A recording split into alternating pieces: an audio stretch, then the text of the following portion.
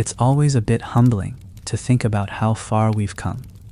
Tonight or today, depending on when you're listening, we're going to travel back further than memory, further than myth, into a time before history even began. If you're new here, welcome to this slow-burning journey into the ancient world. And if you've been here before, thank you for coming back. Before we begin, take a moment to subscribe if you haven't yet. It really helps more than you know. And I'd love it if you commented where you're listening from and what time it is where you are, whether you're drifting off to sleep or just looking for something to calm the noise. You're part of this little community now. Let's settle in, get cozy, and let me take you back to a time when early humans weren't just surviving, they were fighting. Fighting for territory, for food, for dominance, and sometimes just for the sake of fear and power. Caveman wars may not have looked like the epic battles we picture from more recent history. But make no mistake, these early confrontations were as real, as deadly, and as complex as anything that came after. To understand how cavemen fought, we first have to accept a strange truth. We're guessing, but we're not guessing blind. The evidence is in the bones. Fractures, embedded tools, skulls cracked in ways no fall could explain. Scientists have spent decades analyzing these traces, like forensic detectives at a crime scene millions of years old. In the Shanidar cave in Iraq, for instance, the remains of a Neanderthal male showed signs of repeated injuries over time, some that had healed and some that hadn't. One particularly fatal blow was to the left side of the skull, likely made by a right-handed attacker. The angle, depth, and placement told a silent story. This wasn't an accident. This was violence. Warfare, even in its earliest form, wasn't organized like modern conflict. There were no generals, no written strategies, no standing armies. But there was still intent. Territory mattered, safety mattered, and when resources ran low, even close-knit groups would clash. Now imagine yourself in that world for a moment. No cities, no walls, just open land, caves, forests, rivers. Your tribe, perhaps 20 to 50 individuals, is everything you know. You don't even think in abstract words yet, but you feel loyalty. You feel fear. You feel anger. And when another group comes too close, when they start hunting too near your grounds, or when they raid your supplies, you don't talk it out. You posture. You intimidate. And if that doesn't work, you fight. Early conflict may have begun not with a swing of a club, but with gestures, howls, chest thumping, raised arms, brandished stones. Think of guerrillas today, when they clash with rival groups. That kind of posturing might have been the first battle, meant to scare off an enemy before things turned bloody. But when intimidation failed, those stones weren't just for show. The weapons of early hominins were whatever they had on hand and what they learned to shape. Even as far back as Homo habilis, roughly 2.4 million years ago, there's evidence of stone flakes used for cutting. But by the time Homo erectus and Neanderthals walked the earth, these tools had become far more refined. Sharpened hand axes, chipped flint blades, wooden spears with fire-hardened tips. These weren't just hunting tools. They could be turned, with terrifying speed, into instruments of war. Archaeologists have uncovered bones pierced clean through by projectiles, and some of the most chilling finds are of skeletons dumped into pits, seemingly in haste, bearing violent wounds. These weren't isolated murders. They were signs of group conflict, what we would now call warfare. One of the most telling pieces of evidence comes from a site called Jebel Sahaba, located in what is now Sudan. It dates back over 13,000 years. Still technically prehistory, long before cities, but the mass grave found there holds the remains of dozens of individuals, many of them with stone points still lodged in their bones. Some had multiple wounds. Some showed signs of being struck even as they tried to flee. Men, women, children. It didn't matter. This was a massacre, a battle that likely unfolded on the banks of the Nile, perhaps over access to seasonal fish or water. And here's what's haunting. The same injuries appear in people buried in slightly different layers, suggesting the violence didn't happen all at once. It was recurring, ongoing. These weren't one-off skirmishes. These were long, drawn-out rivalries, perhaps even vendettas passed between generations. But before we assume all caveman wars were brutal, bloody chaos, we should consider something subtler. Violence wasn't always the first choice. There's growing evidence that some groups tried to avoid full confrontation. They may have relied on warning systems, smoke, signals, loud noises. Some even theorize that symbolic markings, carved patterns on rocks or trees, could have been used as territorial signs, like ancient no trespassing signs. These would have been understood not through language as we know it, but through pattern recognition, repetition, and social learning. And then there's the matter of alliances. While we don't have written records, there's good reason to believe that some prehistoric tribes formed temporary bonds with others, united by shared threats or seasonal migrations. After all, humans are deeply social. Even in the earliest days, survival may have meant knowing when to fight and when to join forces. All of this gives us a picture that's more complex than most people imagine. Cavemen weren't mindless brutes, swinging clubs at anything that moved. They were strategic, emotional, capable of mercy and of cruelty. Their wars didn't leave behind burned cities or fallen fortresses.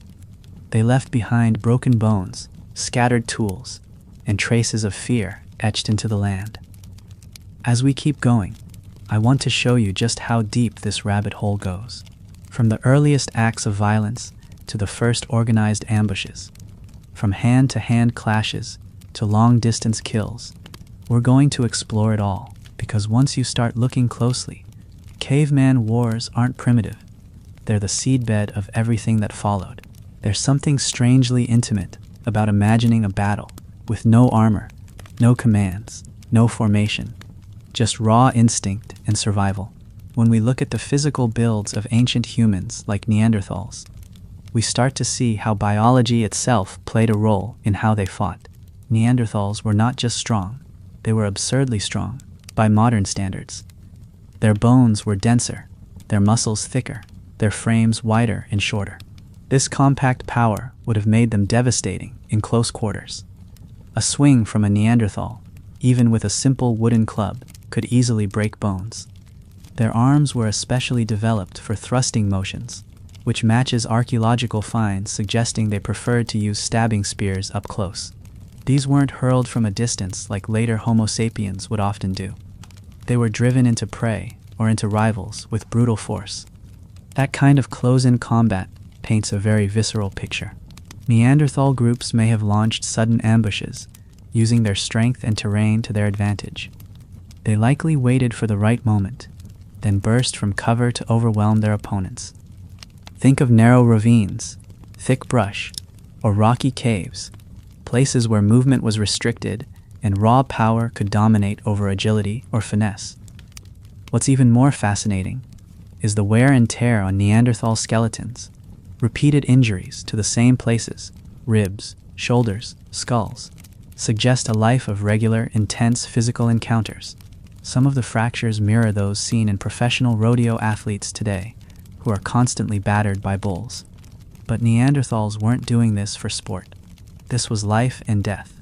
In contrast, Homo sapiens were built differently. Taller, leaner, more endurance-based. Our ancestors had long legs designed for running, lighter skeletons that allowed for faster movement and longer pursuits, and our shoulders were uniquely adapted for throwing, something very few other primates can do effectively.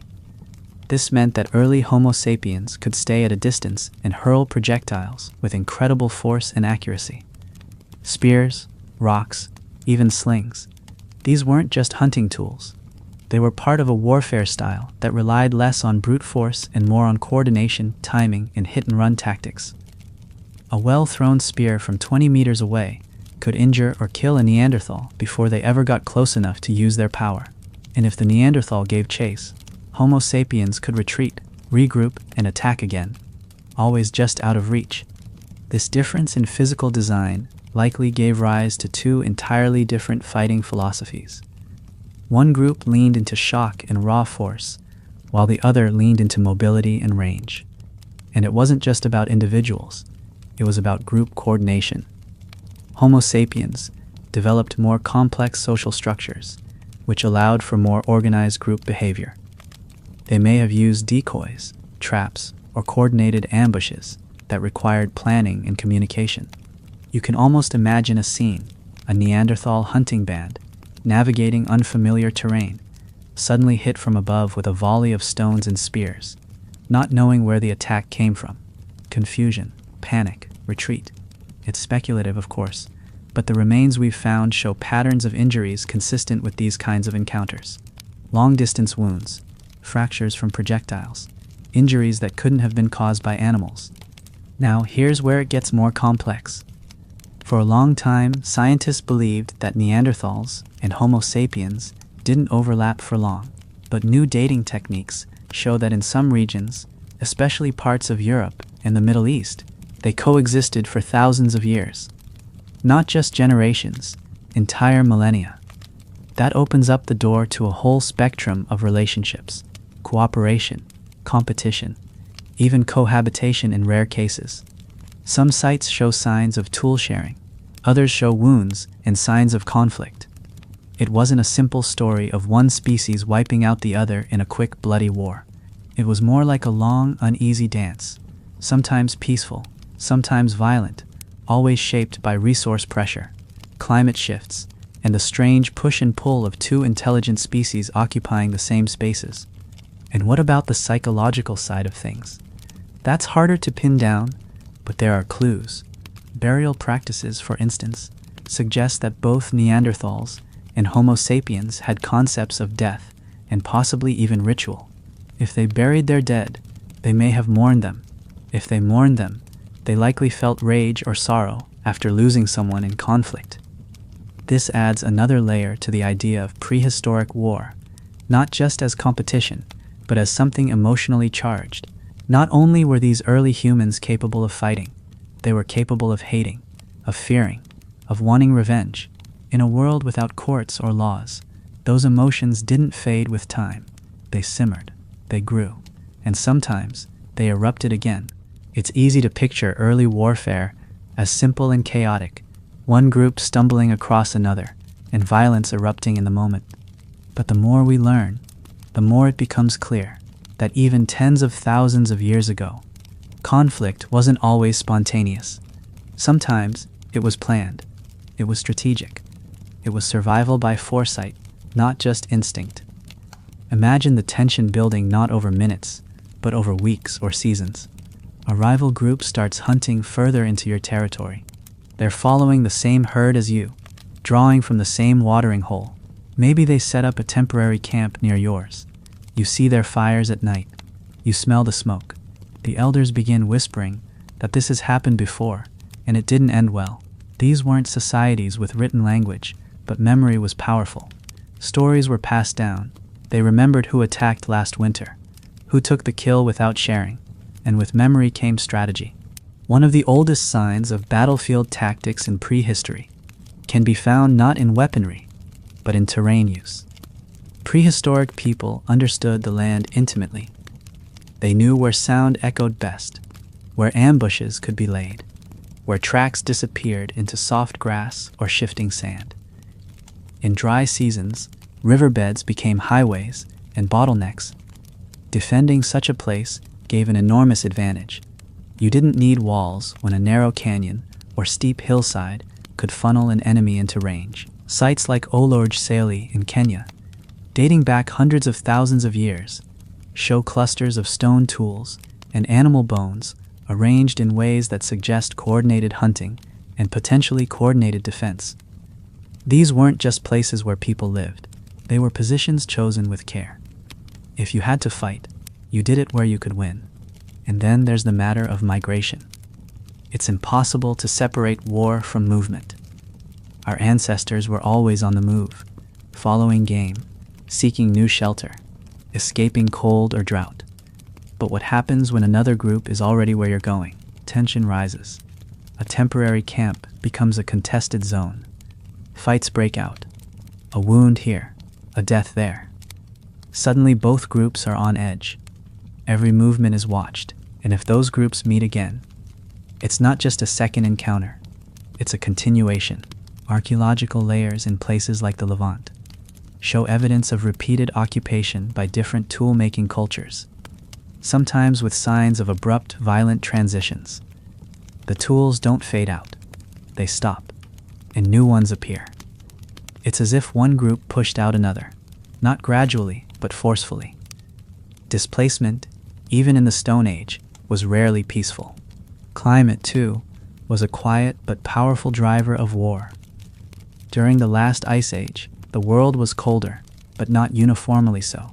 Pockets of livable land, microclimates with fresh water, game, and shelter became precious. Groups that might have avoided each other in easier times were now forced into the same shrinking spaces. The competition wasn't over ideology or borders, it was over berries, over warmth, over the right to stay near a cave that didn't flood in spring. And this desperation led to innovation. Homo sapiens, with their lighter bodies and faster thinking, began to outmaneuver others, not just physically, but strategically. They began to plan raids, not just react to attacks. They may have used scouts, fast runners, who could follow a rival group unnoticed for hours. They might have used fire deliberately, not just for warmth, but as a weapon or signal. A single flame on a distant ridge could say, "We see you, we're ready." And what of the role of women and children in all this? In many modern hunter-gatherer societies, the assumption is that men are the warriors. But that line wasn't always so clear in prehistory.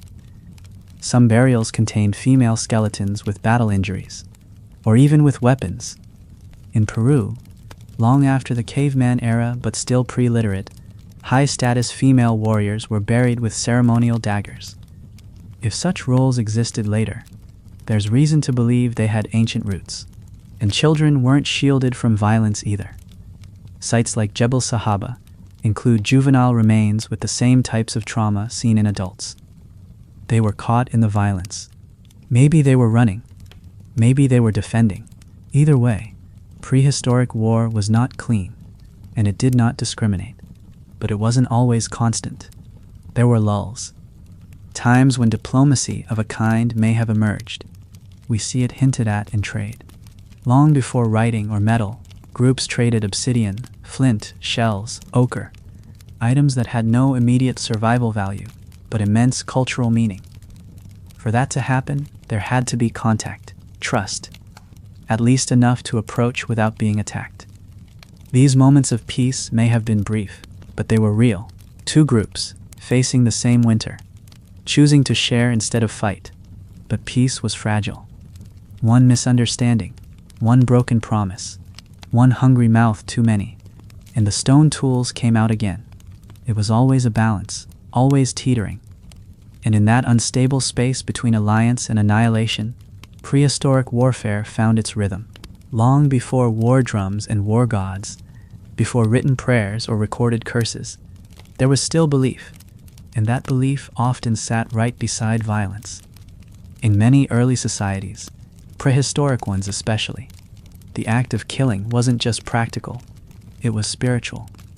Taking a life might have had meaning far beyond the immediate outcome. Maybe it pleased ancestors, maybe it protected the group from evil spirits, or maybe it just kept the world in balance. We can't ask them, of course, but we can study the things they left behind. The red ochre smeared on bones, the careful placement of stones around the dead, the weapons buried not with the victors but with the fallen.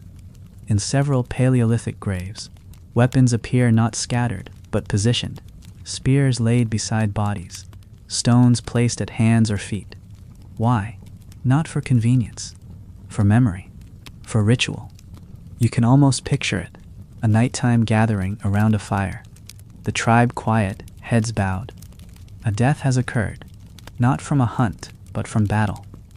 Maybe the group sings, maybe they weep, maybe they reenact the fight, not to relive the violence, but to explain it to the children.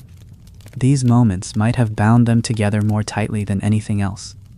Conflict creates cohesion, and in a time when no written laws existed, stories carried the rules.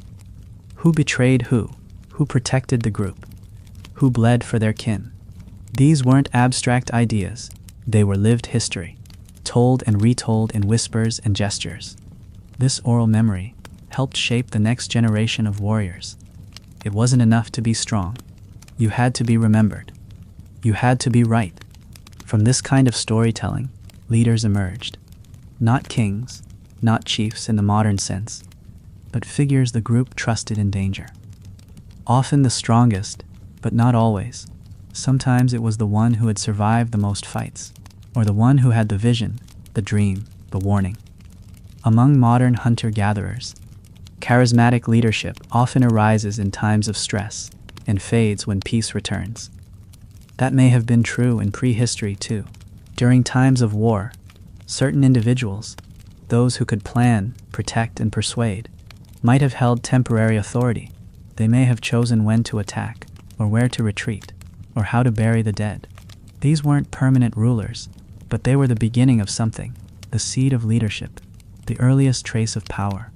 It's possible that some of the first public rituals were tied to war, not celebrations of victory, but rituals to prevent violence or to prepare for it. We find cave paintings showing handprints in red, arranged in lines like echoes of a crowd. Some of these handprints are missing fingers, deliberately removed, not accidentally, a kind of symbolic mutilation. Some researchers believe this might represent mourning. Others think it was a sign of a vow, a sacrifice to prevent future bloodshed, or perhaps to demand it. What we do know is that these images weren't random. They had meaning, and that meaning likely tied back to survival, to fear, to the hope that whatever forces ruled the world would spare the tribe just a little longer. And speaking of images, not all ancient art was peaceful. In Spain, in the El Castillo cave, you'll find some of the oldest cave art ever discovered, over 40,000 years old. Among the dots and handprints are strange shapes, triangles, jagged lines, almost like spears. It's abstract, yes, but when viewed in the context of other sites, a pattern emerges. These shapes may have been early forms of symbolic aggression, a kind of pre-writing, warning marks, or records of battles. We may never fully know, but the impulse to record violence, even in image, suggests it wasn't taken lightly.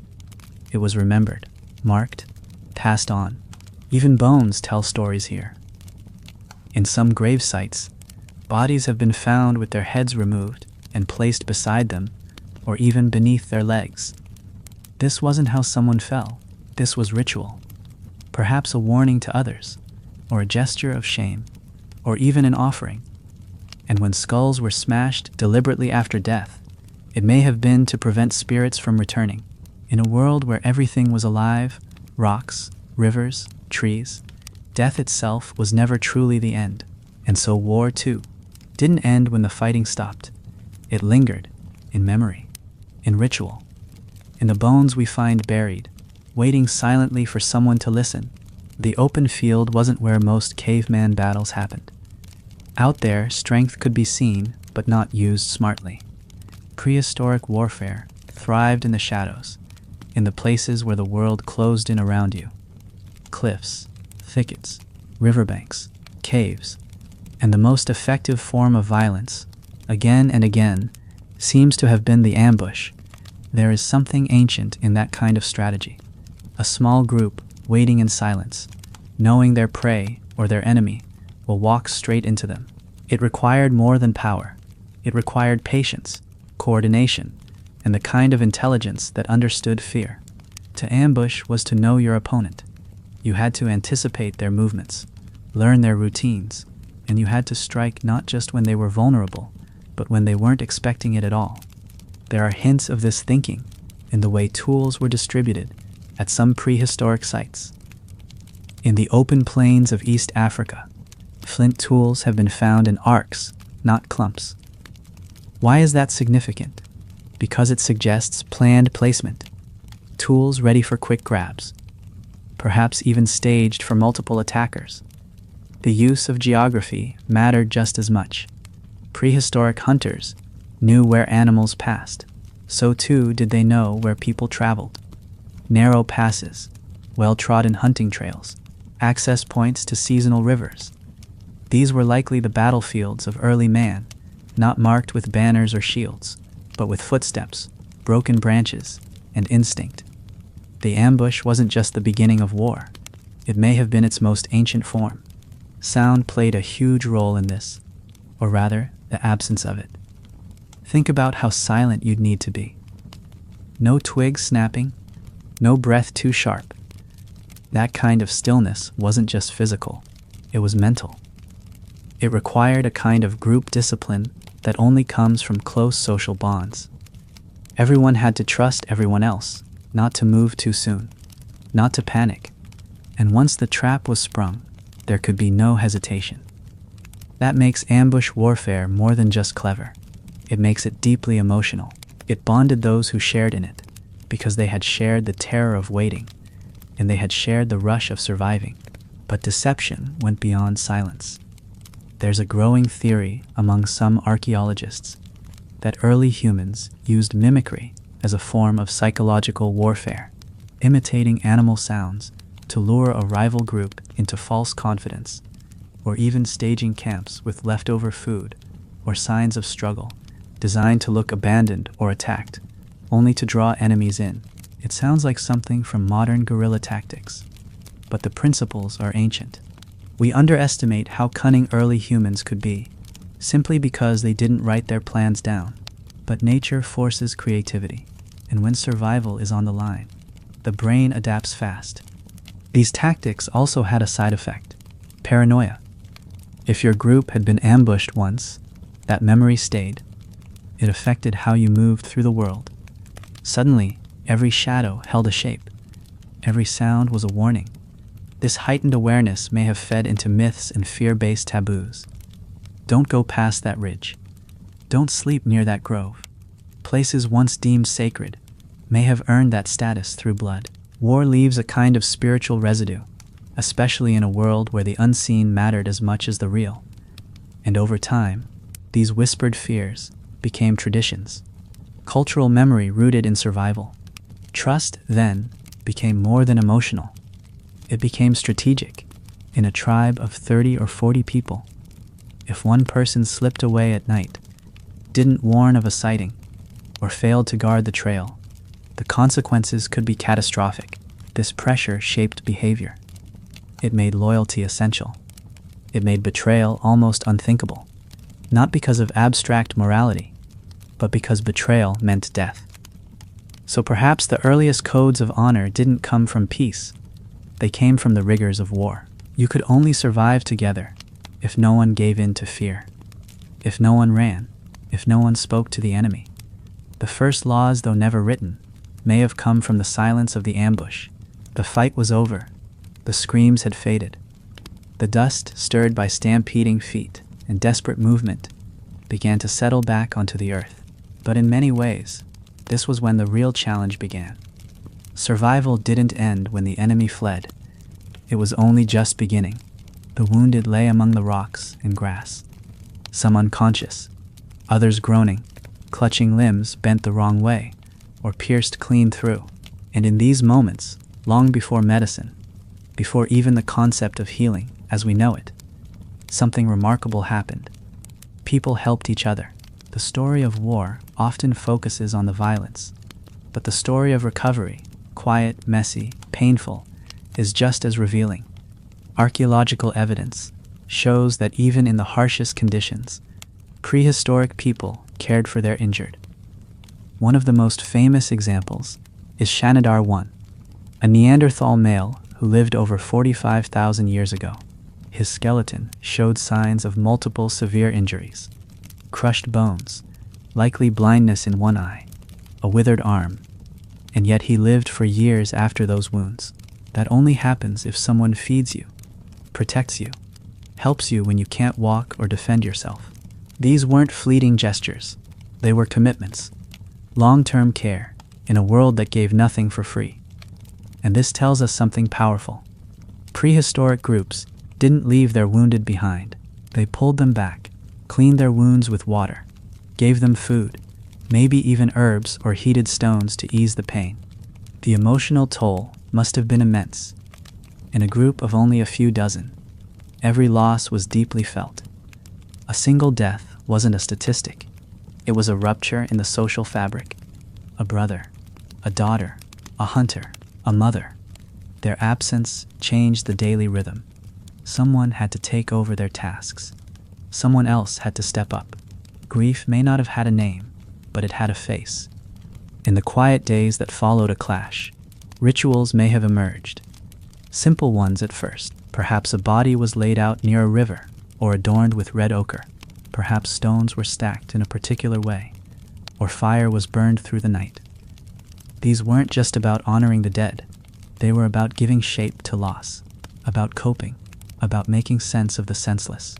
Children, too, were affected. Even if they didn't fight, they witnessed. They saw the limping survivors. They heard the cries. They touched the scars. And from that came a kind of education. Harsh, yes, but deeply instructive. They learned who had stood their ground, who had fallen. They learned the sounds of ambush, the names of enemies, the weight of vengeance. It's easy to romanticize the innocence of childhood in prehistoric times, but the truth is likely more complex. Children were part of the group, and the group carried its pain together. In many ways, trauma was communal, and so was healing. The return to normalcy wasn't quick. Some injuries never fully healed. A shattered leg might leave a permanent limp. A deep cut could become infected. In some cases, healing involved drastic measures. There is early evidence of trepanation, drilling or scraping holes into the skull, possibly to relieve pressure or treat head trauma. The fact that some individuals survived this tells us that care didn't end at the act. It was ongoing. People watched for signs of infection. They may have used primitive poultices, mud, crushed plants, even ash. And most importantly, they kept each other alive long enough for the body to do its work. In this way, war drove innovation, not just in weapons, but in caregiving. Even the memory of a conflict could live on in the land itself. A clearing where many died might never be hunted in again. A cave with the remains of the fallen might be left untouched or become a sacred site. These places became anchors for oral tradition, grandparents pointing to a ridge and saying that's where we held the line, children asking about the scars on a warrior's arm. These memories weren't written, but they lasted, in the body, in the stories, in the places where blood had soaked the soil and the fire had burned too long. This was the quiet half of war, the part no one glorifies, but the part that shows us the most about who they really were. Long before maps and strategies, before plans were sketched in the dirt or orders barked across a firelit camp, some decisions about war were made in sleep. Not literal sleep, perhaps, but in dreams, visions, shivers in the spine. For prehistoric people, the invisible world was not abstract. It was immediate. Every rustle of wind, flicker of shadow, or dying bird could be a sign. In this kind of world, a conflict didn't begin with a clash. It began with a feeling. Maybe the hunter returned and said he dreamed of black water. Maybe the fire burned blue. Maybe the dogs howled for no reason. These signs weren't ignored. They were weighed, shared, spoken about in hushed tones. Some might have even carried enough weight to delay an attack or start one. The belief in omens wasn't superstition to them. It was survival. In a landscape where certainty was rare, people searched constantly for patterns. If a skirmish followed a red sunrise, once and again, the sunrise itself became a warning. The mind linked it to danger. That's how oral tradition takes root, not in one event, but in repeated memory. And just as the group had warriors or gatherers, there were likely those who became interpreters of these signs. Not formal priests, not yet, but the oldest person, the one who had survived the most winters. The one who heard something in the wind and said, "Not tonight, the mountain's watching." Whether these warnings came from wisdom or fear didn't matter. What mattered was that they were heard. There's a reason so many early burial sites include bones painted in red ochre. That pigment wasn't just decoration. It may have symbolized blood, or life, or protection. Some skeletons were laid on ochre-soaked ground, as if returning to the earth itself. In some places, only certain bones were painted. Skulls, hands, hearts. This suggests symbolic thinking and possibly spiritual fear. Perhaps those who had died violently were treated differently. Their spirits might have been restless, dangerous. A bad death might mean an angry ghost. And in small groups, where everyone knew the dead by name, those fears had weight. It's not hard to imagine that after a battle, some groups conducted rites not only for the living, but to keep the dead from returning. Dreams likely held incredible power. A vivid nightmare could ripple through a group like a physical injury. Maybe someone saw a rival's face in their sleep, or a fire swallowing the cave, or the cries of someone not yet dead. These dreams weren't interpreted metaphorically. They were warnings, messages from beyond, and in some groups, they may have prompted action. Preemptive strikes, sudden migrations, unexpected defenses. The person who dreamed often gained influence.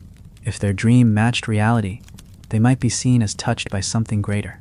These proto-shamans, or visionaries, weren't just spiritual, they were strategic. A tribe that believed its enemy had a dream seer might fear them more, might avoid direct conflict, or attack out of desperation before another vision came true. And it wasn't just individuals who carried these fears. Groups themselves had collective superstitions. Maybe they avoided a particular valley after a failed ambush. Maybe they never again used a weapon taken from a fallen comrade. Some objects may have been kept, not because they were useful, but because they were powerful. A broken spearhead that saved someone's life. A stone stained with blood but still sharp. These were talismans, not quite gods, not yet, but steps on the way. Because in those times, when so much was unknown, anything that seemed to shape fate was sacred, and anything sacred could be turned into a weapon or a shield. Even silence could be ritual. After a conflict, the group might go still.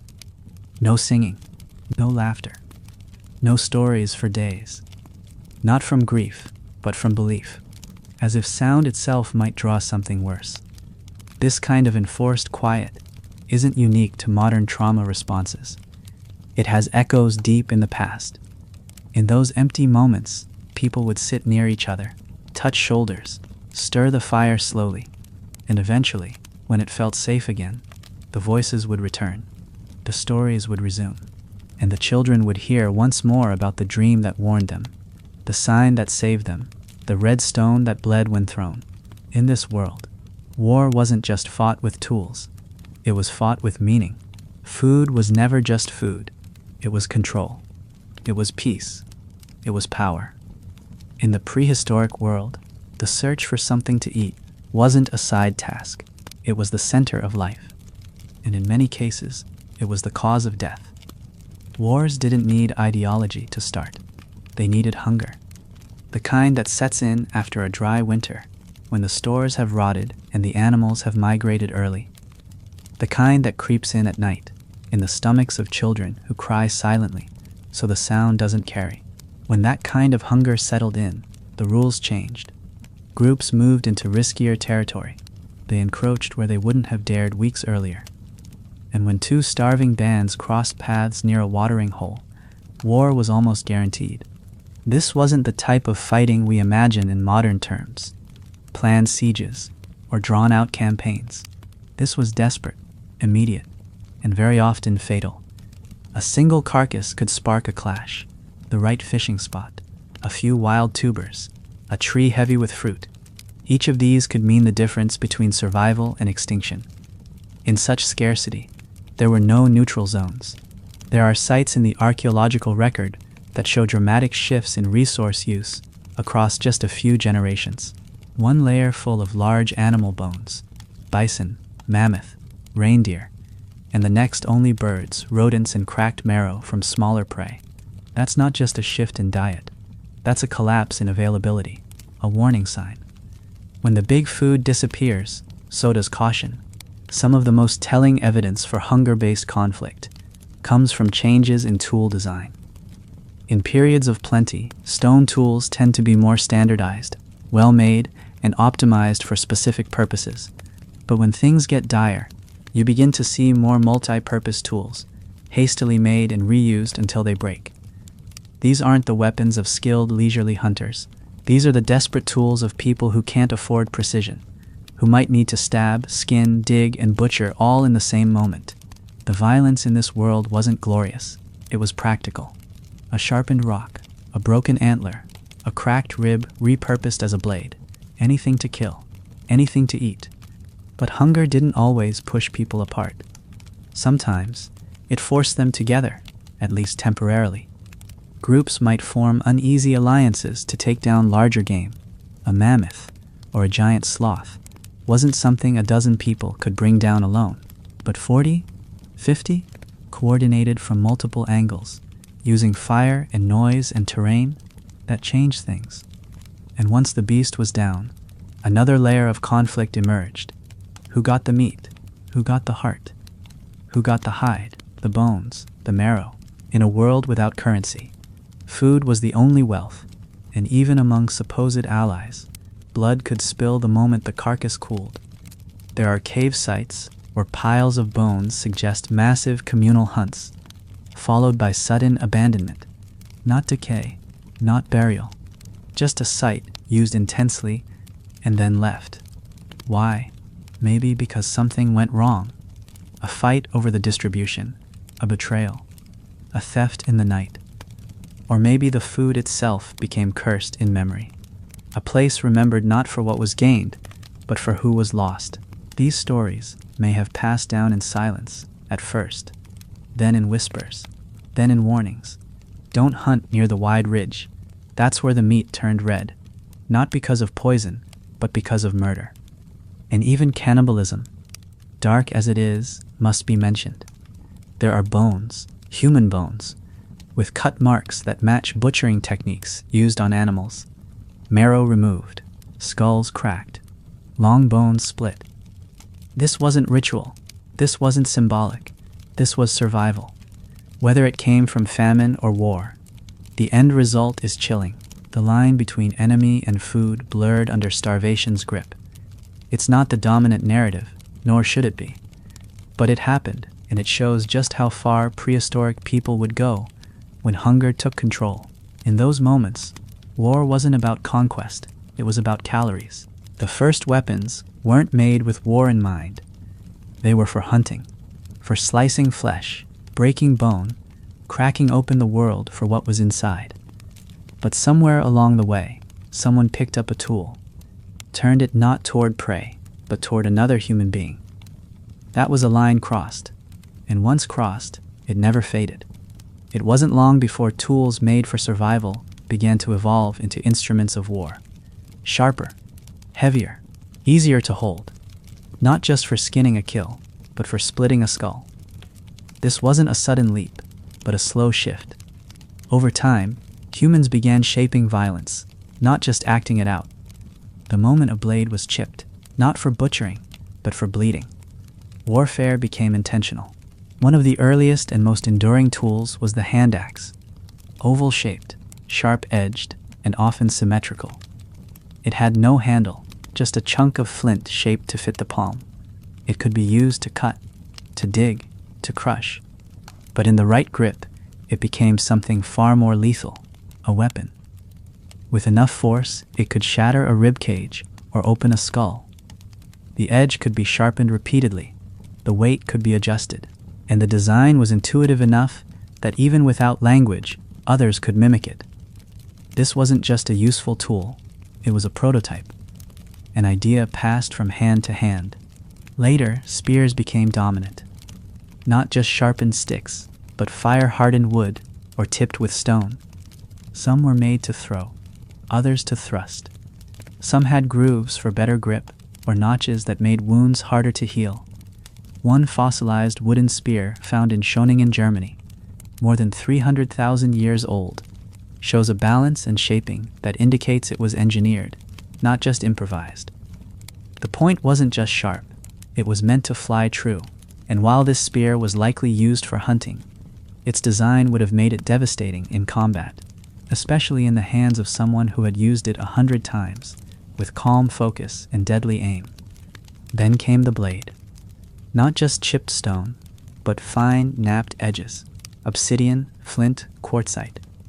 Materials that could cut with surgical precision. Obsidian, in particular, is sharper than modern surgical steel. It breaks cleanly, leaving an edge so thin it can slice skin with the lightest touch. In the hands of someone who knew how to wield it, that wasn't just dangerous, it was terrifying. Carrying such a blade changed a person's role in the group. They weren't just a hunter or toolmaker anymore. They were a potential killer, and everyone knew it. Weapons also began to carry meaning. The most well-crafted tools weren't always used. They were buried with their owners.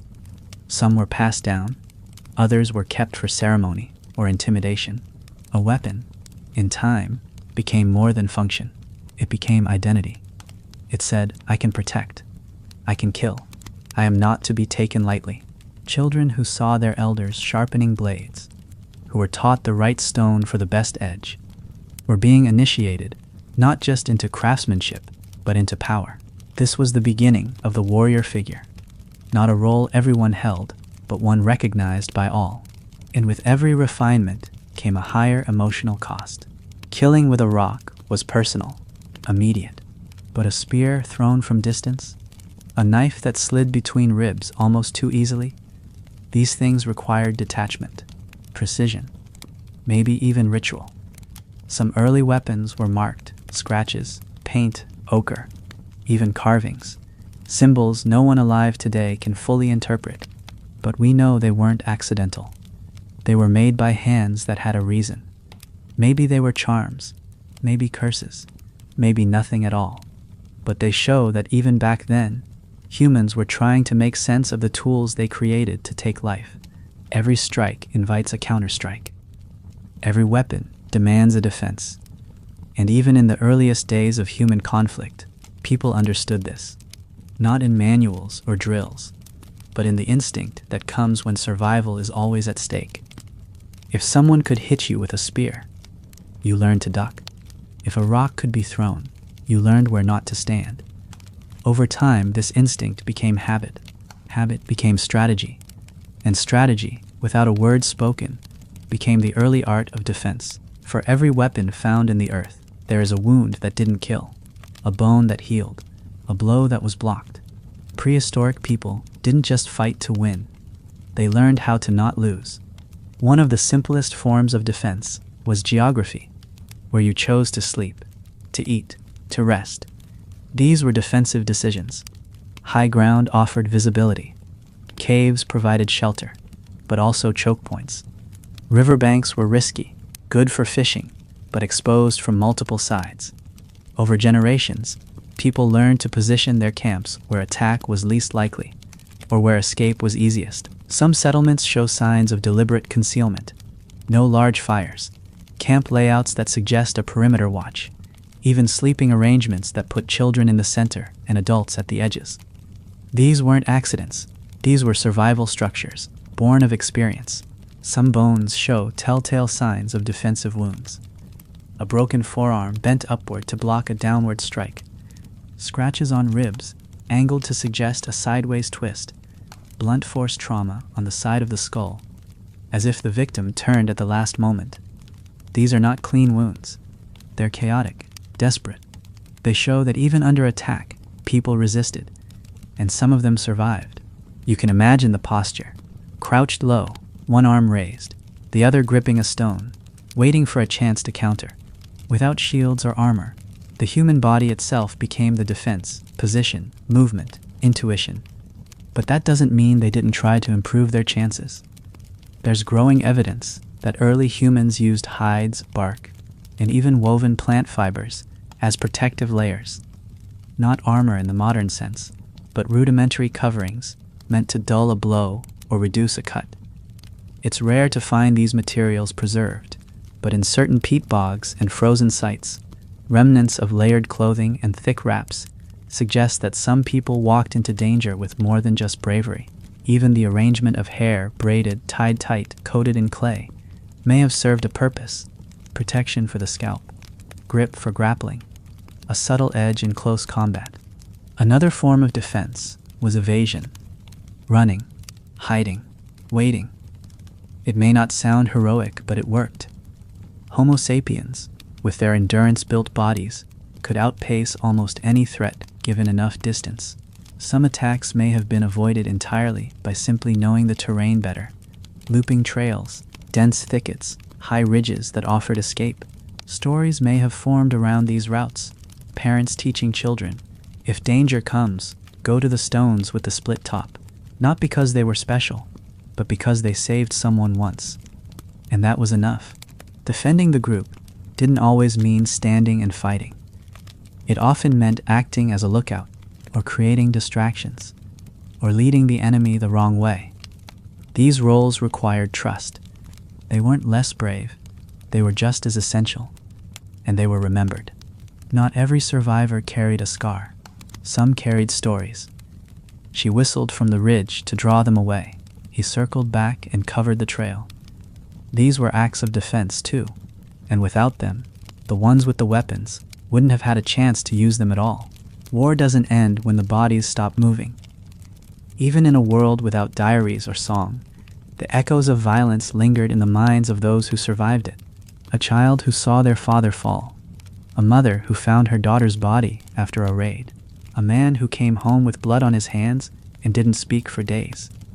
These are not modern traumas. They are ancient ones, and while we may never know the exact thoughts that filled those early minds, we know enough about human nature to understand this. Pain leaves a mark, not just on the body, but on the soul, however it was understood. There's no evidence Neanderthals or early Homo sapiens had words for grief or trauma, but their actions speak in volumes. Burials with care and detail, red ochre gently spread over bones, stones placed in ways that suggest farewell, not disposal. These are not the acts of numb survivors. These are rituals, however simple, meant to close a wound that couldn't be seen. Grief may not have been named, but it was felt. And in tight-knit groups where everyone's face was familiar, loss was never distant. It was immediate, sharp, personal. They didn't have space for silence. If someone died, someone else had to pick up their work. But that didn't mean they stopped feeling. Some anthropologists believe that certain changes in group behavior, seasonal migrations, sudden territory abandonment, shifts in diet, might not always have been due to climate or danger. Sometimes it was trauma. Places where violence happened became haunted, in a very real sense, not by spirits necessarily, but by memory. A clearing where a boy bled to death. A cave where a friend was ambushed. The human brain forms connections, and when those connections carry pain, it tries to avoid them. Maybe they didn't speak it aloud, but they didn't go back. Children especially carried the burden of war differently. Their brains were still forming, still learning what the world was. When they saw blood, fear, screaming, when they felt hunger after someone was taken, they remembered, not in words, but in reflexes. Flinching at the sound of a falling stone, waking in the night when a branch creaked. These were more than instincts. They were scars etched early and deep, and they shaped how those children grew into adults. Some became more cautious, others more aggressive. Some never went near a river again. Others watched the horizon like it might strike at any moment. And what of those who did the killing? Today we speak of guilt and trauma and conscience. Did they feel that then? Did someone who drove a spear into another human being dream of it later? We can't say for sure, but there's evidence in ritual, cleansing fires, isolation after a kill, objects burned or buried after battle. These may have been acts of purification, meant to wash away something they couldn't explain, not because they felt it was wrong, but because it was heavy, because it stayed. The weight of taking life was not unknown to them. It just wore a different face. Maybe the oldest form of therapy wasn't words at all, it was proximity. Sitting together in silence, carving stones side by side, passing food without speaking. when grief filled the space between people, sometimes closeness was the only answer. Not healing, not really, just presence. A way of saying, you're still here, I am too, and maybe that was enough. In that simple act of staying close, prehistoric people found their own way through the aftermath of war, without gods or gospels, without books or counselors. Just breath and fire and the long road forward. Not every meeting ended in blood. For all the bones bearing fractures and blades stained with red ochre, there are also signs of something else. Exchange, not in the formal sense. No treaties, no written records, no emissaries or signatures. But in the quiet space between hunger and hatred, prehistoric humans sometimes found a different way forward. There are flint tools found hundreds of miles from their source, passed from hand to hand long before roads or borders. Shell beads from the coast discovered deep inland. Obsidian traded across mountain ranges. These weren't accidents. They were agreements, silent ones, perhaps, but agreements all the same. We don't often picture cavemen shaking hands or offering gifts, but the archaeological record suggests that some level of diplomacy existed. For two groups to share a kill, or divide access to water, or tolerate proximity for more than a season, it required more than luck. It required trust, and perhaps more importantly, memory. If one group betrayed another, the story was told. But if two groups managed to coexist, if a hunting ground wasn't contested, or a cave wasn't raided, that was remembered too, and that memory became the seed of peace. Maybe not lasting peace, but peace for a time. Marriage may have been one of the oldest diplomatic tools, not in the formalized sense of arranged unions like later cultures, but as a biological and social strategy. In small groups, genetic diversity was a constant threat. Marrying into another tribe, even temporarily, could stave off inbreeding. Children born of such unions may have been claimed by both groups, becoming bridges.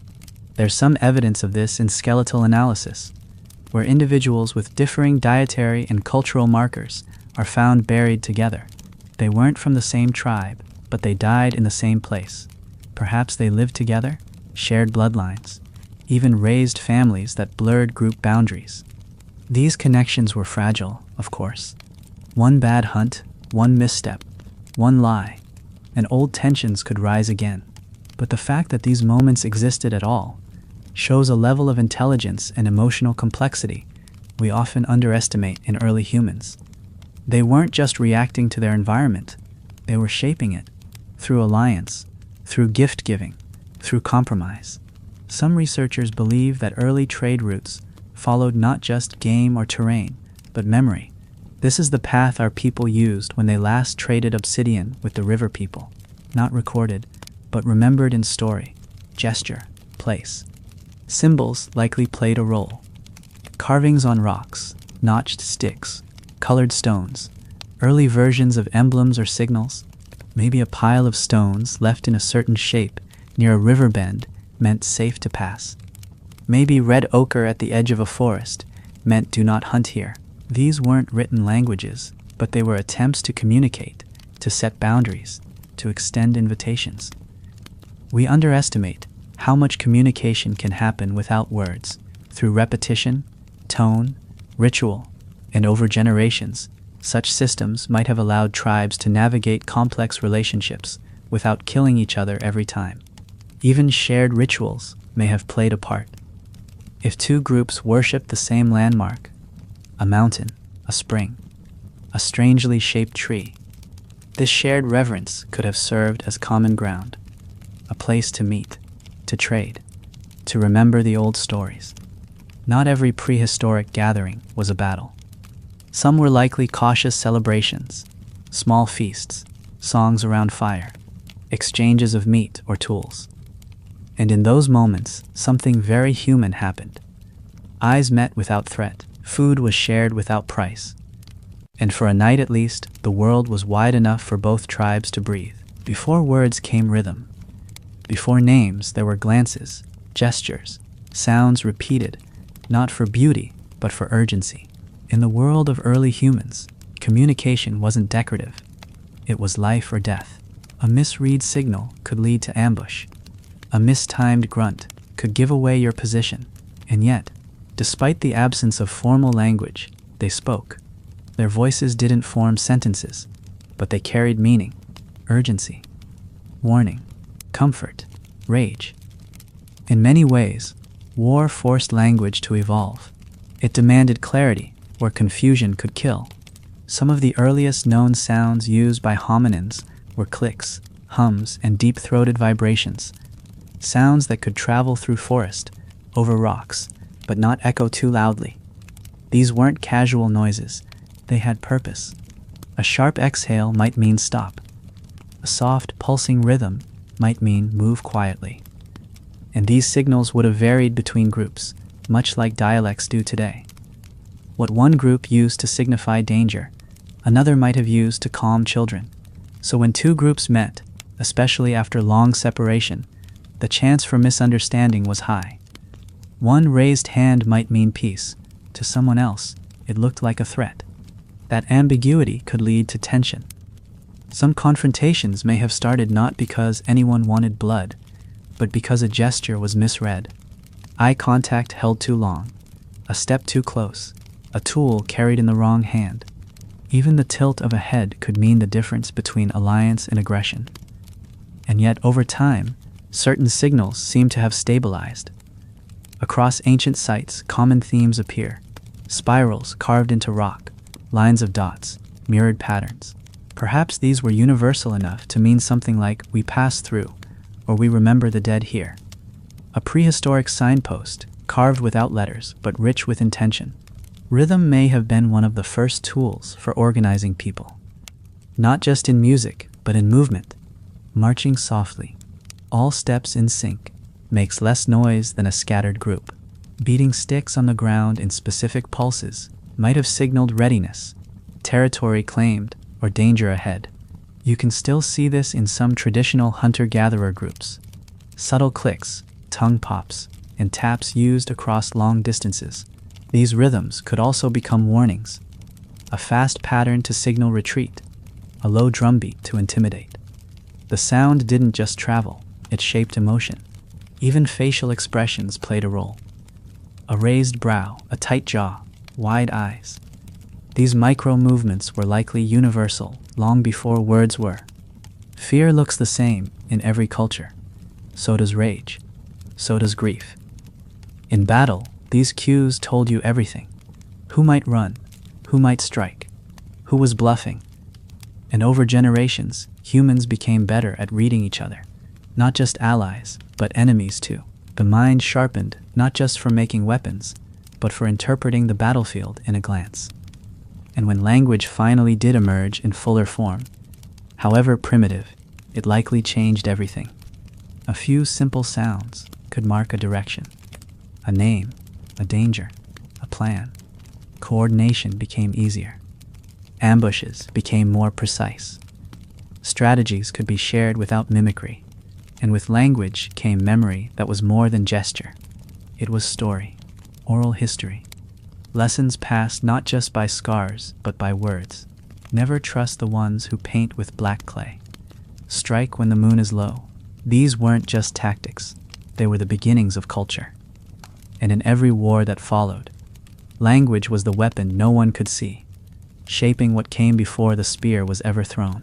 In a world where nothing was written down, memory lived in the body and in the landscape. A man who stood his ground during a raid, who bled but didn't fall, wasn't just admired, he became a symbol, not just to his tribe, but to the children who watched from the trees, to the elders who buried the dead afterward, to the mothers who sang songs to quiet trembling hands. The concept of a warrior may not have had a name, but it had a presence. It was carried in the way someone was greeted, the way they were spoken about in the days after a battle, the way silence fell when they walked by. Respect, born not of title, but of survival. When someone died in a fight, really died, not lost to weather or animal or hunger, but to another human's strike, that death resonated differently. In those cases, burial became something more than just necessity. Some prehistoric graves show extra effort, unusual arrangements, a body surrounded by tools, a circle of stones at the feet, a painted stone clutched in a hand. These gestures didn't happen by accident. They were for the living, but also for the dead. They said, this one mattered. Maybe he defended the camp. Maybe she warned the others before the attackers came. Maybe they died protecting a child.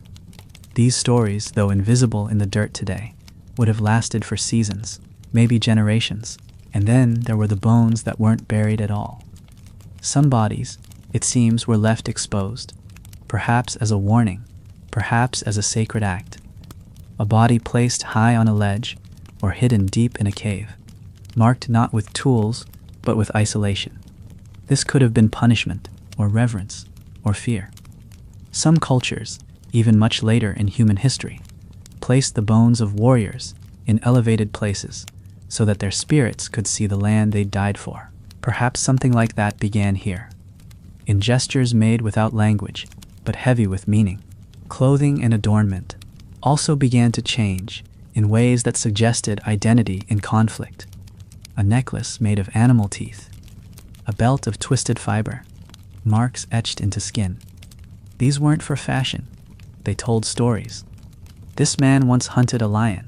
That woman lost 3 brothers in a raid. These objects weren't just worn, they were seen. And in times of danger, those signs may have acted as deterrents. Intimidation wasn't new. It lived in posture, in scars, in the rhythm of footsteps on a hard path. Someone who had seen death and walked back out of it was not someone you challenged lightly. War didn't just make individuals, it shaped tribes. One group might be known for striking first, another for their traps, another for never taking prisoners. These reputations, built slowly over time, became their own kind of currency. You didn't need armor if your name spread ahead of you. And long before borders, or crests, or symbols on banners, early humans may have painted their faces, their chests, their weapons, not just to scare, but to be recognized. Identity, in a sense, began with the fear others had of you, or the protection your name gave to your kin. And when the warriors grew old, if they lived that long, they carried their stories like talismans. They may not have been able to fight anymore, but their presence still meant something. A scarred hand reaching for a fire, a long gaze over a hill where something terrible once happened. Children would sit close and watch, even if no words were spoken. And when those elders died, maybe their tools were left untouched, their places by the fire left vacant, because in their life, they had defended something invisible, the story of the group, and the chance for it to continue, even without clocks or calendars. Early humans knew the rhythm of the earth. They felt it in their bones, in the way the animals moved, in the way the light changed, in the subtle shifts of wind before the rains. This rhythm wasn't just for planting or hunting. It shaped everything, including war. Violence didn't come at any time. It came when food was scarce, when herds moved, when people traveled. In many places, conflict had a season, a window when the risk made sense, when the pressure could no longer be ignored. The fight wasn't just about rage, it was about timing. Spring, for instance, may have been a season of tension. After a long winter of stored meat and dwindling roots, tribes emerged leaner, more desperate, and closer to their neighbors than they'd been in months. Waterways melted, herds returned, and migration routes overlapped. Suddenly, territories that were empty were full again, and with them came competition. At this moment, a single look across a clearing could lead to confrontation. The same hill that once felt isolated was now a crossroads. If you wanted your tribe to eat, you had to make sure others didn't take too much. War, then, was sometimes the price of spring. Summer brought a different kind of violence. Faster, hotter, more immediate. The days were longer, giving more time for hunting and raiding. The ground was drier, easier to move across. But with that came exposure. Tracks were more visible, fires more detectable. A careless campfire in the wrong place could give away your position, and summer, with all its abundance, also brought greed. Not just need. Sometimes people fought not because they were starving, but because they wanted more. More hides, more salt, more meat, more prestige. In this way, war wasn't always about desperation. Sometimes it was about dominance. Autumn, though, brought a strange quiet. Not always peace, but a kind of settling. The air cooled. The first chills reminded people of what was coming. In some regions, tribes began storing food, sealing meat, drying fruit. Resources shifted from expansion to preparation. And though ambushes still happened, many groups likely retreated inward during this time, protecting what they had. Elders spoke more. Fires burned longer. Children were kept closer. The warriors didn't disappear, but they stayed close. If violence came in autumn, it was defensive. The battles weren't for gain, they were for protection. But winter was war's pause. Not always, not everywhere, but often enough to be felt in the bones of the record. Movement became harder, food was buried deep or gone entirely. The snow, the rain, the cold, it dulled even anger. Groups pulled into caves, dug deep into shelters, and stayed still. And in that stillness, something else happened. Stories.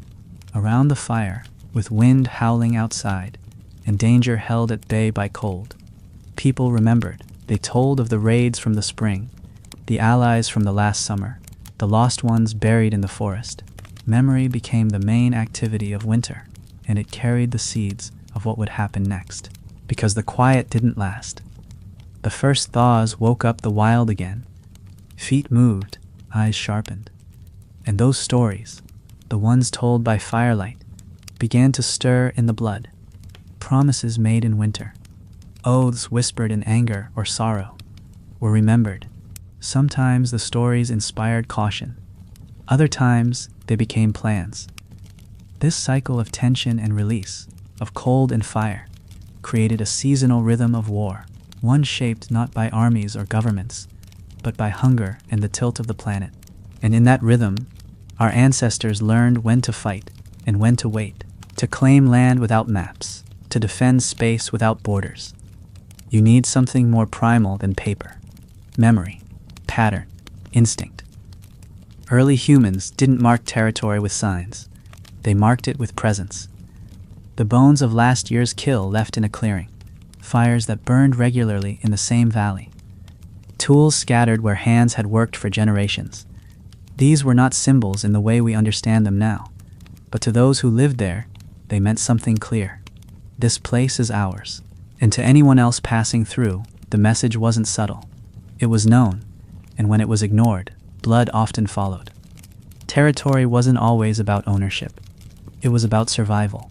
A reliable spring, a stretch of forest where game returned like clockwork, a cliff face that stayed warm in winter. These weren't luxuries. They were life. And when another group appeared, fishing in your stream, digging in your soil, leaving footprints near your shelter, it felt like theft, not just of space, but of safety. In this way, war wasn't always aggressive. It was defensive, protective, a reaction to the fear of loss, of being pushed out, of watching your children go hungry, because someone else was standing in the place you needed most. Some of the oldest evidence of conflict aligns with the most resource-rich areas, caves with layered occupation, bones of multiple groups, burn marks, sudden shifts in tool style, all signs that land was not simply passed between groups, but fought over. Not every conflict was a clash of enemies. Sometimes it was a slow buildup, one group moving closer with each season. Small disputes, shared kills turning into accusation. And then, one morning, silence broken by shouts, by running, by the sharp sound of stone on bone. And after that, the cave was empty for years. Territory abandoned. Ownership changed not by agreement, but by absence. Marking land without words meant relying on the senses. Scent, sound, repetition.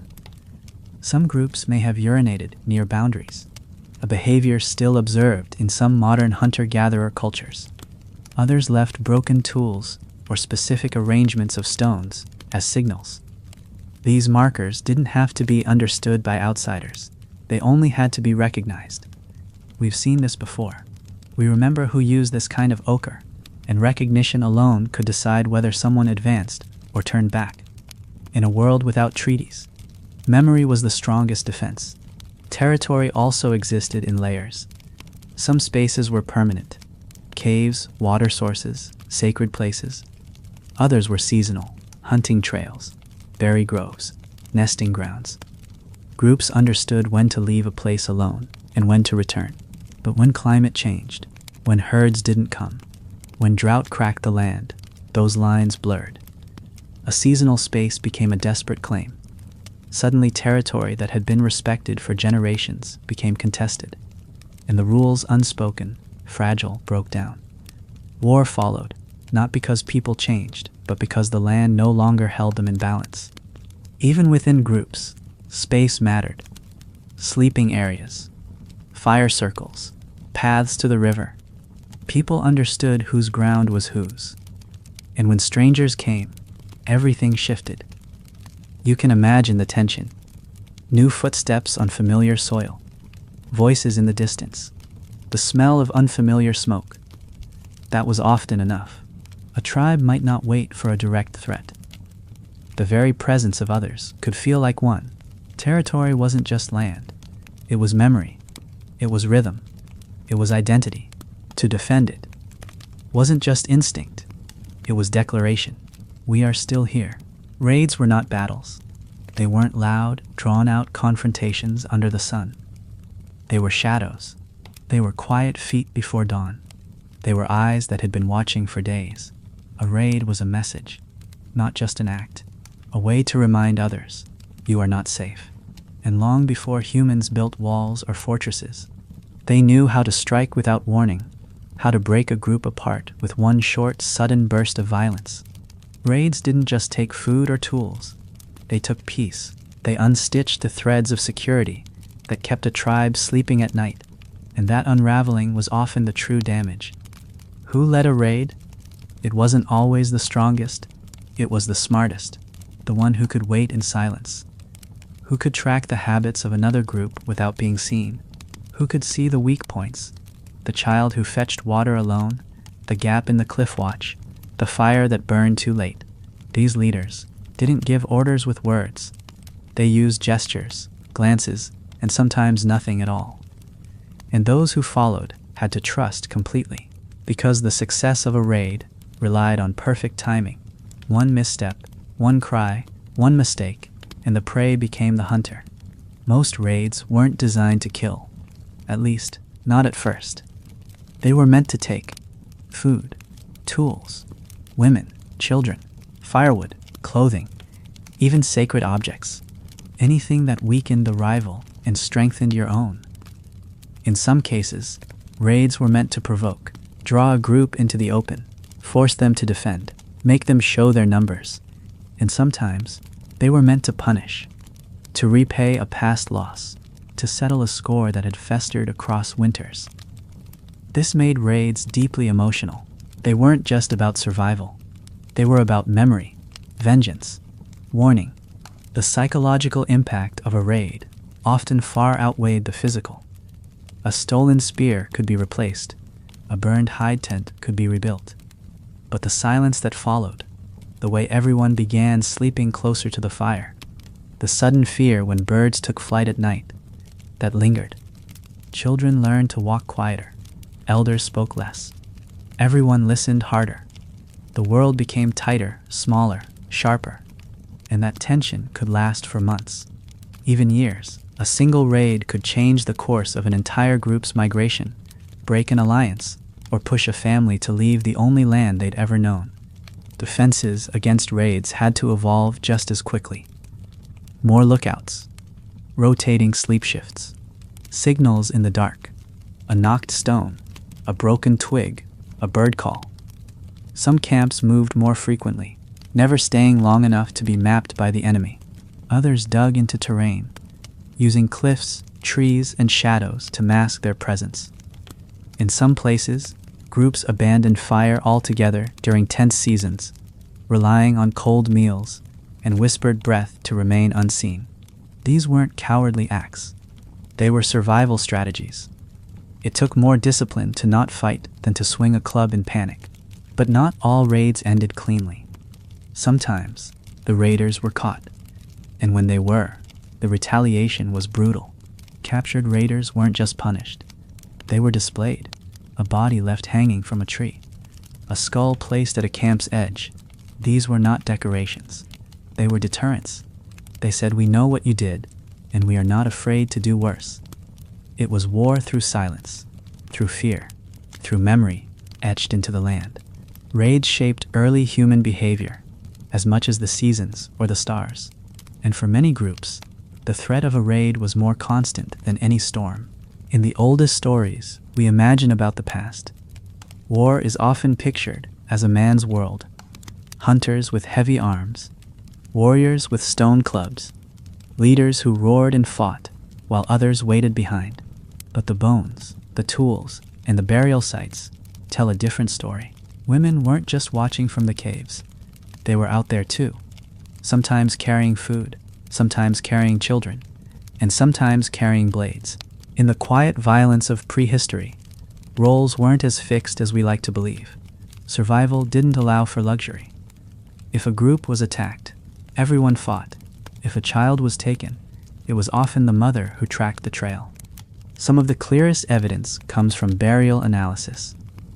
In Peru, in a burial site over 9,000 years old, a woman was found laid to rest with a full hunter's toolkit: projectile points, stone knives, scrapers. For decades, these kinds of finds were reclassified as male simply because of the weapons. But when DNA testing caught up, the assumption broke, and it's not just a few outliers. Across multiple continents, women have been found with the tools of warriors, buried with care and recognition. These weren't exceptions. They were part of the rule we've been slow to see. In smaller groups, 20, 30 people, there was no room for rigid division. A woman who had learned to hunt might be the group's best tracker. One who had survived a past attack might be the one who saw danger first. Those who could defend, defended. Those who could strike, struck. Children didn't look up to the men for strength.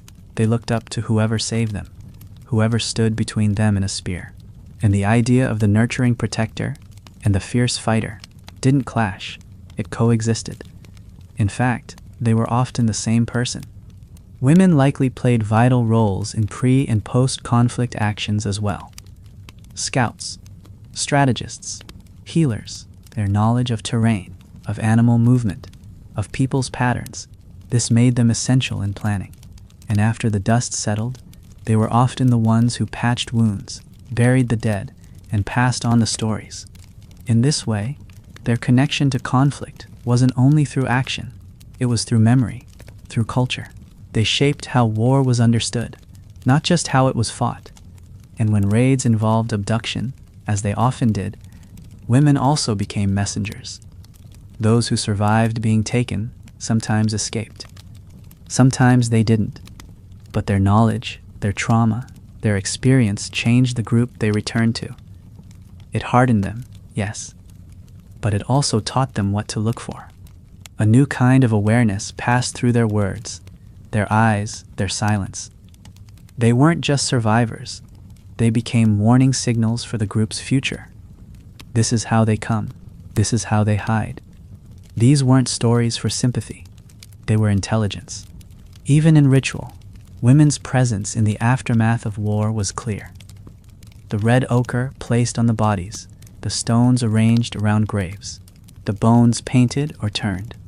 All of these things may have been their work, acts of closure, of protection, or maybe of warding. A mother might bury her son with a flint blade, not because he needed it, but because she did. It was her act of war. Not in the fight, but in what came after. In that space where mourning became memory, and memory became the reason the next battle wasn't lost. Children were always watching. They may not have held spears or planned ambushes, but they were there, eyes wide, ears open, hearts learning fast. In a world where every adult bore a scar and every shadow could carry danger, Childhood was less about innocence and more about preparation. They saw the way people walked when they returned from conflict. They saw the empty spaces by the fire when someone didn't come back. They heard the hushed voices, the silence that followed a scream, the weight of names spoken too carefully. And even before they had language, they began to understand what war was. Some played with stones shaped like tools, mimicking the hunters and warriors. Others stayed near the elders, listening to stories that carried more warning than wonder. These weren't fairy tales. They were lessons wrapped in memory. Never run alone past the ridge.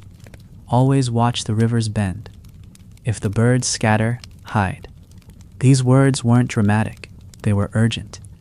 And because the world around them constantly changed, children had to learn early. A wrong step wasn't just a bruise. It could mean death. So the line between play and practice was thin, and often invisible. There are burial sites where children were laid to rest with tools, beads, and sometimes with weapons far too large for their hands. These weren't toys. They were symbols, maybe of potential, maybe of loss, but always of importance. Their deaths weren't minor footnotes. They were felt deeply, not just emotionally, but strategically. Every child was a future hunter, a future defender, a future memory keeper. And losing one meant more than personal grief.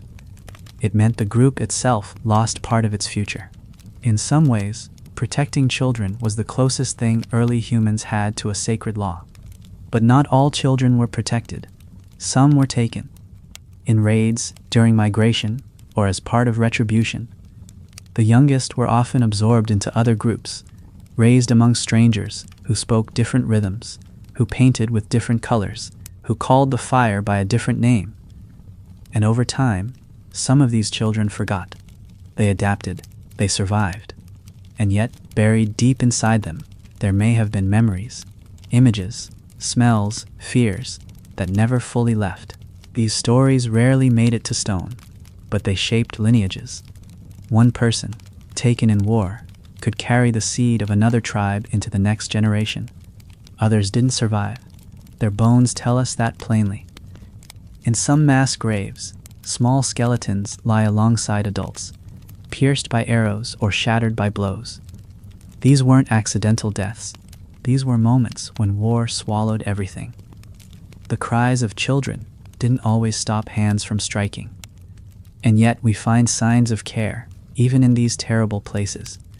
Small hands laid gently, skulls protected by stones, items placed around them that suggest someone stayed behind to mourn, even in chaos. This duality, violence and tenderness, side by side, is one of the deepest truths about human nature. For those who grew up in the aftermath, war wasn't an event, it was environment. And by the time they reached adolescence, many had already learned to throw, to track, to hide. Not all became warriors, but all were shaped by war's presence. Their first instincts weren't toward play or peace. They were toward attention, reaction, silence.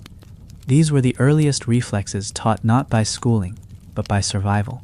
And when the next threat came, and it always came, they stood, not because they wanted to, but because they already knew how. Fire was the first weapon that couldn't be held. You couldn't sharpen it. You couldn't throw it without consequence, but you could summon it, feed it, aim it. And once early humans learned to do that, fire became something more than survival. It became strategy. In war, it wasn't just light or heat, it was terror. Smoke rising at night meant you were being watched. A spark near dry grass meant you were being warned or challenged. And when flames spread across a hiding place or consumed a rival camp's storage, fire spoke in a language older than words: leave or be erased. In the archaeological record, fire shows up not only in hearths, but in scars. Burned layers of earth in caves with signs of conflict. Charred bones, blackened tools, warped by heat. These aren't signs of accident. They are patterns of deliberate destruction. When one group fled a site, the others didn't just take over. They sometimes burned what was left, to erase, to purify, or perhaps simply to ensure no one else could benefit from it. Fire became the final word in many prehistoric clashes. Where a club ended a life, fire ended the memory of that life's shelter. But it wasn't always used to destroy. Fire was also a signal, perhaps one of the first ever shared across distances. A small flame at night in a specific place could mean safety, or danger, or a meeting point. If you watched long enough, you learned how to read it, how many flashes, how long they lasted, what color the smoke was. These codes didn't need language, they only needed consistency. And for those who learned them, fire became a kind of invisible road, a way to communicate without voice, to organize without gathering. It was the beginning of remote coordination. In times of defense, fire could act as a shield. Camps were arranged so flames faced outward, making it harder for attackers to approach unseen. At night, fire made the known space visible, and everything beyond it darker by contrast. But that edge of light also created fear. What moved just outside the fire's reach? What eyes watched from beyond? This tension became part of every camp's atmosphere during war. Fire both calmed and unsettled. It gave warmth, but reminded everyone how exposed they were. And then there's fire's deeper symbolism. Even today, we associate flame with strength, with spirit, with the act of carrying something through darkness. That belief goes back further than most people realize. In burials where bodies were burned, or surrounded by scorched earth, it's clear that fire was seen as more than utility. It was passage, it cleansed, it transformed. To burn someone after death may have meant freeing them, or containing them, or sending them onward. In war, those acts could take on another layer, honoring the fallen, or preventing their return. For some tribes, fire may have marked the line between territory and no man's land. A circle of ash, left in a contested zone. A ring of coals, smoldering at the base of a tree. These were signs, not subtle, not misunderstood. They told whoever passed, we were here. We claimed this, and if you cross again, we will return. Because fire never fully dies. Even when it fades, it leaves black behind. And in the prehistoric world, blackened earth told its own story. One that every footstep remembered. The earth was never neutral. Every hill, every storm, every beast hiding in the grass had a say in who lived and who didn't. Prehistoric warfare wasn't fought on clear-cut battlefields. It happened in mud, in snow, in thorn-choked valleys, under skies that changed in an instant. Nature was the first battlefield, and often the most brutal opponent. If a group moved to attack, they weren't just fighting people. They were fighting cold, wind, rain, insects, animals, and the terrain itself. And those who knew how to listen to the land, how to move with it, not against it, survived longer than those who didn't. A single thunderstorm could cancel a raid, or make it possible in the roar of rain and wind. Footsteps vanished. Smoke was swept away. The flicker of firelight disappeared. And in that chaos, an ambush could take shape. But storms could also betray. Wet branches snapped differently. Mud pulled at legs. Lightning, if it struck at the wrong moment, turned courage into retreat. Early humans may not have known the science behind it, but they understood the power. There's reason to believe some groups timed their attacks with weather, waiting for the fog to roll in or the clouds to darken, using nature's confusion as cover. Animals were another layer. Not just prey, not just food, but witnesses and warnings. Birds took flight before people saw danger. Dogs, if they were present, barked at the scent of strangers, long before they appeared. Even insects could give a group away. The sudden buzzing of flies around rotting meat, the swarm near a warm fire, and larger animals, like bears, lions, or wolves, posed threats during conflict. If a raid drove a group into unknown land, they might stumble into territory already claimed by a predator. There are stories, passed down in indigenous cultures today, of entire groups lost not to rivals, but to animals awakened during conflict. Then there was the land itself. Cliffs that gave perfect vantage. Rivers that acted as barriers or traps. Dense forests that offered cover, and open plains that made everyone a target. Early humans knew their surroundings intimately. A slope's angle, a tree's shape, a stream's sound, these were more than background. They were part of the strategy. If a cave had 2 exits, it became a shelter. If it had only one, it became a trap. A narrow ravine could be defended by a handful of people, while an open basin invited encirclement. The earth had its own language, and war was waged in its grammar. Some tribes may have used natural materials as camouflage, coating themselves in mud, using leaves, crawling through tall grass. These weren't tricks taught in manuals. They were learned the hard way, through observation, through failed hunts that became lessons in stealth. There's evidence in modern hunter-gatherer groups that people move differently, depending on environment, how they step, how they breathe, how they hold their tools. These movements likely existed in the distant past as well, honed through generations. In this way, warfare wasn't about dominating nature. It was about using it as an ally, or suffering it as an enemy. And then there was the season when the land fought back. Floods, droughts, fires started not by hand, but by lightning. These disasters could hit a group just as they were preparing for conflict. A fire might destroy stores before a raid. A drought might dry the stream that marked the safe border. Suddenly the war changed shape, not between humans, but between humans and everything else. And in those moments, even enemies may have looked across a scorched field or an empty river and understood we're both losing something. Sometimes war paused because the earth demanded it. No one walks into danger without preparation.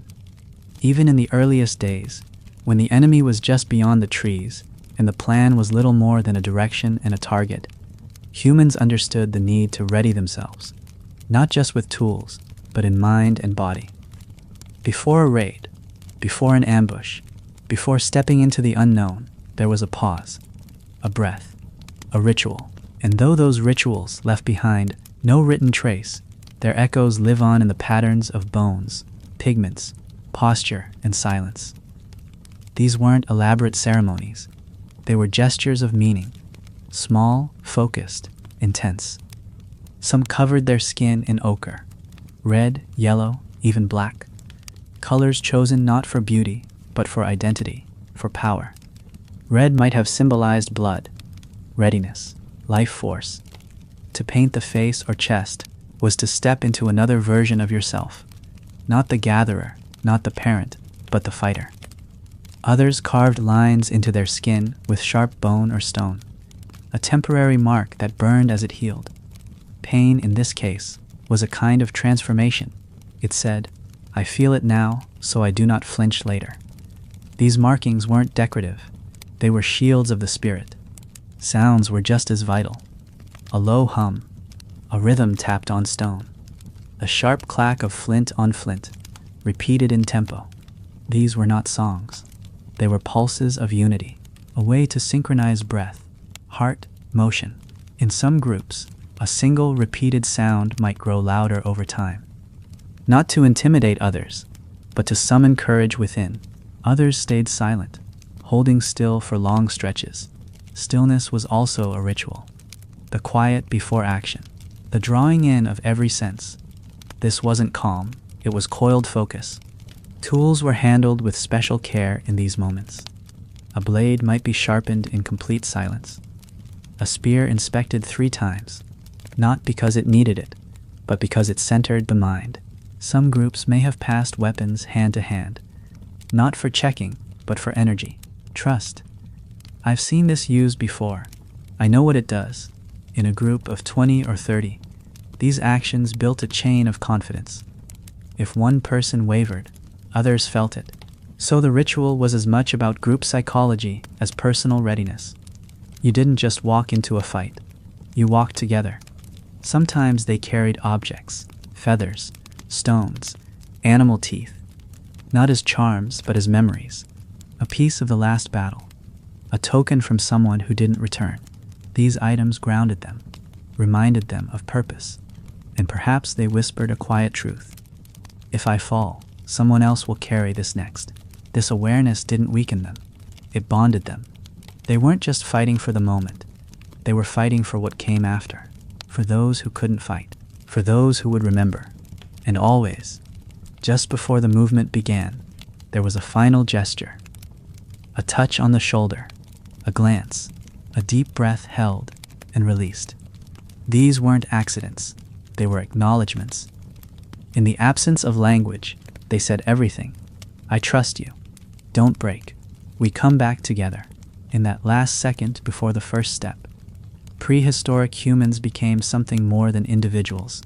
They became a group with one focus, one rhythm, and that rhythm was the sound of survival, sharpened to a point. Winning didn't mean celebration. It meant you were still alive. Your people were still breathing. The fire was still yours. In prehistoric war, a victory often came at a cost. Blood, injury, the loss of a child, the ruin of a friend's face, the memory of screams. There was no trophy, no song, no crown, but there was silence. A stunned, sacred silence. You could sleep one more night. You could eat. You could gather yourself and look around and see the others still with you. That was winning, and even then, it didn't always feel like it. After conflict, the balance of the group shifted. If someone died, their tasks had to be filled. The gap they left was immediate. A hunter gone meant fewer mouths fed. A guardian lost meant nights felt longer, colder. Sometimes entire families were gone. A group of 30 might now be 20. 20 meant fewer scouts, fewer eyes, fewer hands to carry food or watch children. Winning might have spared the group from erasure, but it rarely left them untouched. It wasn't a reset, it was a new shape. A bent one, a bruised one. The victors often had choices to make. Whether to chase the fleeing survivors, whether to destroy what remained, whether to take something or someone. In some cases, peace was made after the fight, not with words, but with gestures, leaving food behind, allowing the wounded to crawl away, taking only what was needed. Other times, victory bled into cruelty, the destruction of shelters, the desecration of bones, the erasure of names, not because of strategy, but because rage still lived in the body, unsatisfied. A win without mercy could echo longer than the fight itself. Those left behind carried the weight of what had happened. Sometimes they stayed. Other times, they abandoned the place where blood had dried in the dirt. The very land itself might feel poisoned, heavy with memory. Tools dropped and never recovered. A fire that would never be relit. The world had changed, and with it, the group's path. Children were told the story not as a victory, but as a warning. This is what happened here.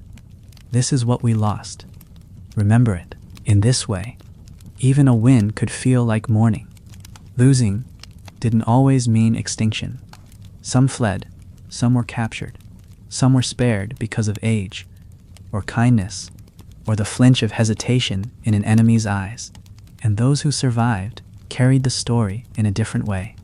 Shame, anger, a vow to grow strong enough not to lose again.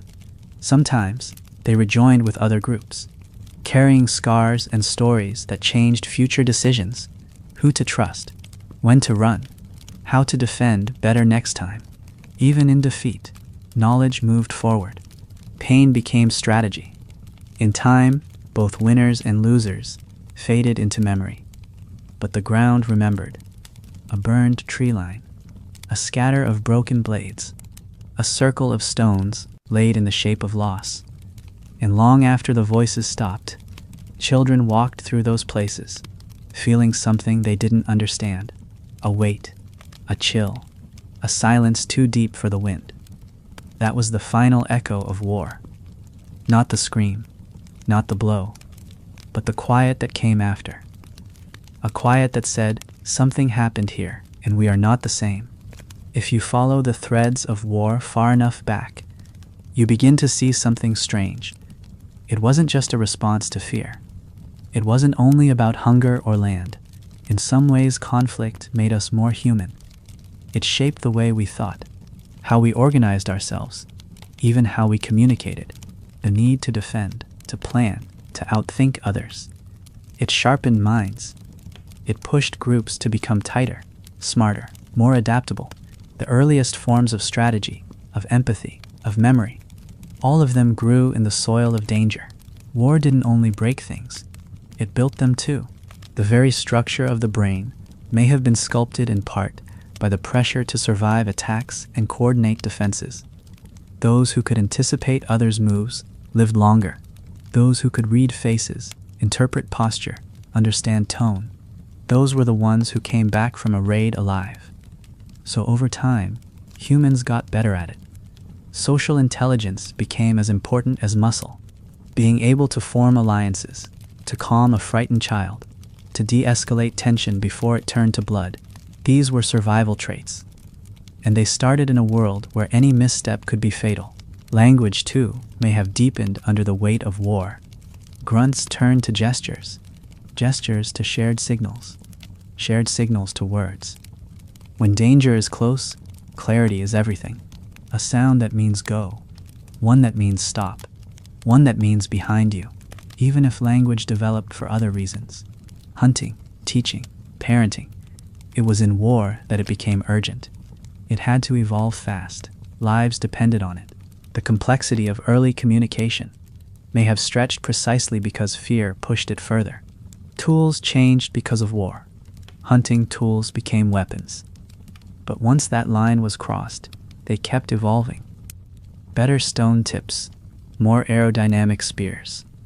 Eventually, sling projectiles, and even early throwing sticks. Innovation wasn't slow. It came in bursts, often after tragedy, after defeat. That weapon wasn't sharp enough. That fire was too visible. That cave offered no escape. Each loss became a lesson, and those lessons turned into advances. Conflict pushed creativity, not just in making, but in thinking. Even group structure was transformed. A tribe that could coordinate survived better than one that couldn't. The first leaders likely emerged not from domination, but from protection. The one who stood first, the one who saw the ambush coming, the one who brought others home. These weren't rulers as we know them. They were trusted figures, formed in fire, and as memory deepened, those figures became more than just names. They became symbols. Legacy was born, not through peace, but through survival under pressure. And finally, even morality may have taken root in the dark soil of conflict. When war exposed the worst, it also taught the value of the best: mercy, kindness, forgiveness. A tribe that spared the wounded might earn a future ally. One that cared for its weakest showed the young what mattered. In a world without written law, every action taught something. And so, from the ashes of war, early humans began to ask, without words at first, what kind of people they wanted to be, who to protect, who to remember, who to become. So much of what we think about when we hear the word war comes from what we've seen in books or movies. Armies in formation, speeches before battle, history written in blood and steel. But long before all of that, there was something quieter, more intimate, more raw. Cavemen didn't fight for nations. They didn't march under banners. They fought because they had to, because there wasn't enough food or space or trust. And through that necessity, they became something more than animals. They became human, fearful, fierce, protective, and complex. War didn't define them, but it changed them, just like it has changed every generation since. Looking back over everything we've uncovered, the scars in bone, the strategies etched into movement, the silence after fire, you can begin to see war, not just as destruction, but as reflection. It shows us what we valued, who we protected, what we feared, and how we adapted to those fears. The earliest humans didn't build empires, but they did build memory. Every raid, every loss, every victory shaped the rhythm of the next day. It made them remember the path, the warning signs, the mistakes. And from that came stories, tools, alliances, rituals, everything that would one day become culture. It's strange in a way to imagine a group of people crouched by a fire 40,000 years ago, exhausted, cold, maybe wounded, and realize that their emotions were not so different from ours. Relief, grief, love, rage. The world around them was harsh, but the fire was warm and the people beside them were everything. In the dark, war fades, and in that quiet, we see what remains. Connection, reflection, the simple, profound hope that tomorrow will be better, that the next generation will suffer less, live longer, find more peace. And perhaps that's why these stories still matter. Not because we glorify the violence, but because we recognize ourselves in the struggle, in the complexity, in the effort to protect what we care about, even when the odds are impossible. That's what prehistoric war teaches us. It wasn't only about power, it was about people, their choices, their endurance, their memory. When you look at a cracked skull or a scarred spear tip, you're not just seeing the past, you're seeing someone's moment, the one that shaped the rest of their tribe's future. So if you've stayed with me this far, thank you.